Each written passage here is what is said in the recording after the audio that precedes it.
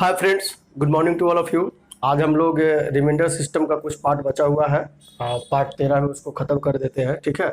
फिर हम लोग आगे चल करके shirts and indices specially for banking, specially for SSC start करेंगे हम लोग। इसमें हम लोग 13 तक पढ़ लिए थे। क्वेश्चन नंबर 14 कहता है कि किसी संख्या को 3 से भाग देने पर शेषफल 1 आता है। जब इस भागफल को 2 से भाग दिया जाता है तो शेषफल 1 आता है। यदि प्रारंभिक संख्या को 6 से भाग दिया जाए तो शेषफल क्या प्राप्त होगा। रिमाइंडर सिस्टम से कभी कभी स्टूडेंट सोचने लगते हैं, उस संख्या के बारे में सोचने लगते हैं किस संख्या के बारे में बात कर रहा है। कभी भी इस टाइप के क्वेश्चंस मिले उस संख्या के बारे में ना विचार करें, बिकॉज वह संख्या निकालना संभव नहीं है, वो कुछ भी हो सकता है। जैसे एग्जाम्पल के तौर पर अगर मान के हम चलते हैं कि क्वेश्चंस कहना क्या चाहता है ये पहले समझ लेना जरूरी है। जिस मान लीजिए कहता है कोई एक संख्या यहाँ पर है, हमको नहीं मालूम, जब इसमें हम लोग 3 से डिवाइड करते हैं तो कहता है इसमें भागफल अर्थात कोशिएंट भागफल 1 आता है या जो भी आता है, लेकिन शेषफल कहता है कि 1 आता है। फिर कहता है इस भागफल में जो भी यहाँ पर भागफल आया, इस भागफल में हम फिर क्या करते हैं, 2 से भाग देते हैं तो फिर मेरा शेषफल कितना 1 ही आता है। फिर से कोई संख्या यहाँ पर ले रहे हैं, कहता कि इसमें जब हम 3 से भाग करते हैं तो भागफल कुछ आता है, शेषफल 1 आता है। फिर जितना भागफल आता है उसमें अगर हम 2 से भाग करते हैं तो मेरा शेषफल 1 आता है। अब कहता है यही संख्या में यदि हम 6 से भाग करें तो शेषफल क्या आएगा। यही क्वेश्चंस का मतलब है। तो ऐसे केस में जो भी आपके मन में आता है, दिमाग में आता है, शेषफल 1 लाए, कौन सा ऐसा डिजिट है यहाँ पर 3 से भाग करे, भागफल तो कुछ ही करेगा, शेषफल 1 आवे। जैसे मान लीजिए हम यहाँ पर अपने से 4 रख रहे हैं, ये मत देखिएगा, ये ऑप्शन से नहीं, हम अपने से रख रहे हैं। तो अगर हम 4 रखते हैं, 3 से भाग करेंगे यहाँ पर तो भागफल 1 आएगा और शेषफल भी क्या आएगा, 1 आएगा। उसी तरह से अब इसमें हमें 1 में 2 से भाग करेंगे, नहीं कटेगा तो शेषफल क्या आएगा, 1 आएगा। दोनों टर्म्स एंड कंडीशंस को फुलफिल कर रहा है। अब यही कहता है कि यही संख्या में अर्थात यहाँ अगर हम 4 रख दें और 6 से भाग करें तो शेषफल क्या आएगा, खुद 4 आएगा, क्योंकि कट भी नहीं करेगा। तो आप कहिएगा सर संख्या भी तो निकल ही गया, लेकिन नहीं। अगर हम थोड़े देर के लिए मान लीजिए चेंज करते हैं, 6 से भाग करने के लिए कह रहा है 4 था, 6 से भाग करने के लिए कह रहा है 6 जोड़िए इसमें। अगर हम यहाँ 10 रखते हैं, आप बताइए भागफल कितना आएगा, 3 और शेषफल 1 आएगा। फिर यहाँ पर 3 में अगर हम 2 से भाग करते शेषफल 1 आएगा। उसी तरह से अगर हम 10 में फिर हम 6 से भाग करते, रिमाइंडर क्या आएगा, 4 आएगा। रिमाइंडर चेंज नहीं होगा, लेकिन आपका जो यहाँ पर जो डिजिट बोल रहा था वो डिजिट हमेशा चेंज होते चला जाएगा। यही रीजन है कि आपसे वो डिजिट ना पूछ करके आपको कहता है रिमाइंडर बतला। तो राइट आंसर मेरा क्या जाएगा, कौन क्या कहता है, वो संख्या, कौन संख्या नहीं मालूम, उस संख्या में अगर हम 6 से भाग करते रिमाइंडर क्या आएगा, तो मेरा 4 आंसर जाएगा। उसी तरह से देखिएगा आप 16 भी लेके देख सकते हैं, मतलब 6 जोड़ते जाइए। हम 4 यहाँ लिए थे, फिर 6 जोड़े तो 10, फिर 10 है तो 16 में फिर 6 जोड़िएगा 22, ऐसे करते करते करते अनंत संख्या मिलेगा। यही रीजन से कि वो संख्या आपसे ना पूछ करके रिमाइंडर पूछा है। ठीक है, एक बार 2 बार वीडियो देखिए, जरूर समझ में आएगा। नेक्स्ट क्वेश्चन देखते हैं हम लोग। क्वेश्चन नंबर 15 कहता है कि 1/2 तथा 3/5 के मध्य एक परिमेय संख्या है, मतलब बताना है। ठीक है, ये तो जब भी ऐसे मध्य में पूछता है, 2 डिजिट देता है और परिमेय संख्या के बीच में कहता है कि मध्य बतलाइए, तो ऐसे केस में आपको क्या करना चाहिए, दोनों को जोड़ के 2 से भाग कर देना चाहिए। लेकिन अगर मान लीजिए ऑप्शंस में ना मिल रहा हो, ऐसे केस में आप क्या करेंगे, जो भी आपके पास डिजिट दिया रहे उसको आप डेसिमल में लिख लीजिए।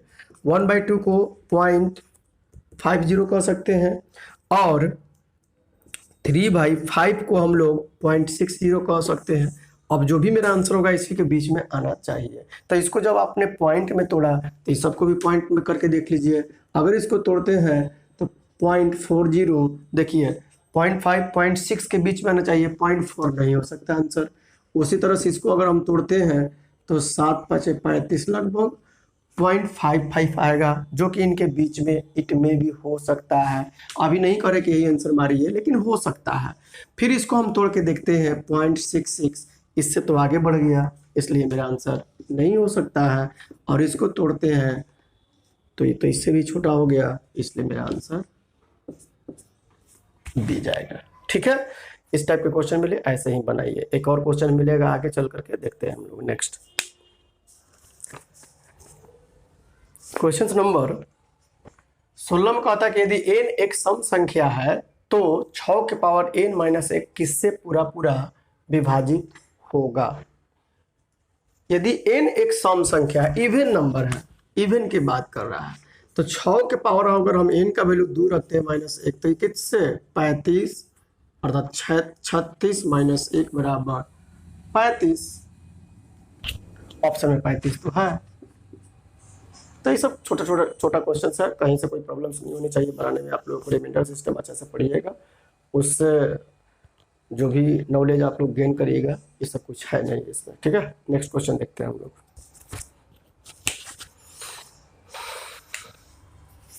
क्वेश्चन नंबर 17 में कहता है कि 527 के पावर 379 प्लस 473 के पावर 379 और 527 के पावर 166 माइनस 473 के पावर 166 के सर्वगुणनखंड क्या होगा। अर्थात कॉमन डिविजिबल के रूप में पूछ रहा है कि कौन से कॉमन डिविजिबल होगा इसका, अर्थात दोनों को कौन सा इसमें दिए हुए ऑप्शंस में डिजिट जो है वो पूरी काटेगा। याद करिए आप लोग, 3 कंडीशंस दिलवाए थे आपको, लिखे थे हम लोग यहाँ पर। ठीक है, इससे पहले वाला वीडियो में भी देख सकते हैं आप लोग, वो प्रेजेंट होगा। उसमें तीसरा कंडीशन और दूसरा कंडीशंस में क्या कहे थे हम लोग, चाहे पहला कंडीशंस देखिएगा। पहला कंडीशंस में क्या बोले थे, जैसे यहाँ पर जो दिया हुआ है माइनस, ठीक है। ये अब ये दूसरा कंडीशन याद करिए, जब x के पावर n माइनस a के पावर n, दूसरा कंडीशन बोल रहे हैं हम, ये डिविजिबल होगा x प्लस a से। कब, जब n इवन नंबर हो। देखिए इवन नंबर है।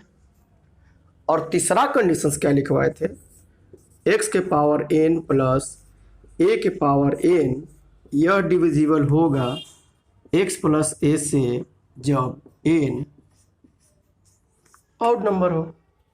फर्स्ट कंडीशन देख लीजिए, पावर ऑड नंबर है, तो दोनों केस में x प्लस a इसी से डिविजिबल होगा वो दोनों डिजिट, a भी और a भी।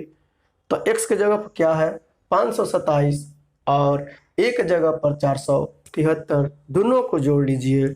इसलिए हम लोग कह सकते हैं 527 प्लस 473, दोनों को जोड़ लीजिए, 7 3 10, 7 2 9 1 10, 5 4 9 1, और ऑप्शंस में आपका है 11, अर्थात सी नंबर में 1000 आंसर दिया हुआ है, अर्थात 1000 से ये दोनों डिजिट पूरी कट जाएगा। इस टाइप के पहले भी क्वेश्चंस मैं पढ़ा चुका हूँ।